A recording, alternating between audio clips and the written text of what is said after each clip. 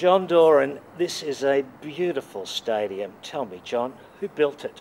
Well, Phil, it was built by the workers of Geelong. Really? And if you look across there, mate, there's a $24 million stadium there, and it was built on time, and it's a magnificent stadium, mate. Now, did Mr Costa thank the unionists of Geelong for building this stadium on time? He publicly did, Phil. He came out in the papers and thanked the workers very much, because one stage it was going a little bit slow, and by thanking the workers, it was built on time. So, John, you've lived in and around Geelong. I mean, you were down at Lawn for a while, I think for about 40 years, is 40 that years, right? mate, 40 yeah. years. So you've seen the place change and you know a lot about the politics. What's the political mood like in Geelong at the present time? Well, we're letterboxing at the moment, Phil, with Your Right to Work campaign, not telling the people to vote Labor or Liberal, and we're getting a hell of a good response in the Corangamite area. That's held by MacArthur. Stuart MacArthur, yes. Seat by about 5%.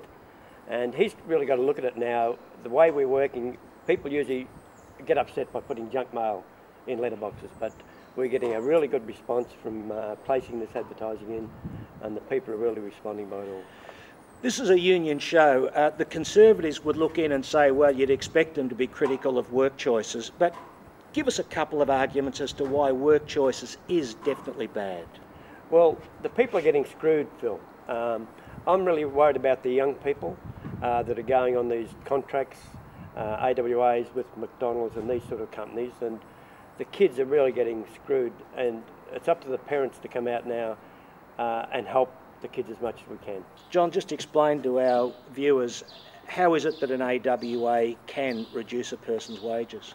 Well, it's the contract they signed, Phil. They sign away all their rights that the union people have got, and a beautiful day like today, you get a Saturday or Sunday, and these young ones have got to work in these shops and major shopping centres, and on their own most of the time, like they're up for robberies and shoplifting and stuff like this, and these young people have got to stand up for their rights in these shops by signing AWAs, and it just can't be done. It's not possible. Everyone accuses everyone else of being engaged in propaganda when it comes to the workplace and the work choices legislation. Are the figures telling us anything about the truth? No, it's completely propaganda, Phil, because you see hockey on TV and Costello, and they really make you shudder where they get these figures from. I know the Labor Party do it as well, with the unemployment down to 0 or 4%, whatever, but they count people that are working not manual times. They could be working 1 hour a week, and they count them as working. Both sides of politics do it, and it just frustrates the people that really care about the young ones out there working, that they're counting them as fully employed. Do you think John Howard's in trouble? I really think he is, but he's sort of like, he's been around a hell of a long time, and he could pull anything out of his hat. I wouldn't put anything past the man, because I was always taught to be a liar you've got to have a very good memory, and I think Howard hasn't got a very good memory, and he's a bloody liar. So what about our man Kevin Rudd? Do you like him? I have to say yes, Phil, but I don't think there's much difference between the two, actually, because we're handing out your rights at work,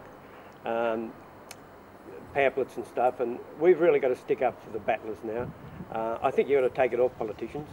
It's up for all the workers, the older people, to campaign for the younger people now. So is there a strong community campaign or activism in Geelong at the present time? There is, Phil, and we're very active here, and you can only got to see Tim Gooden you had on previously. We've got a lot to do with our construction picnic we run every year. Last year we had over 7,000 people there, all families and all unionist people. We're going for a big picnic again in December this year, and we get massive crowds. And when you see families come along with their kids, and the little tackers have got their union propaganda on and all that sort of thing, it goes well for the future, and we've got to unite that together, regardless whether Howard wins this election. It's not the end of the world if he does win the election. We'll still fight and still go on.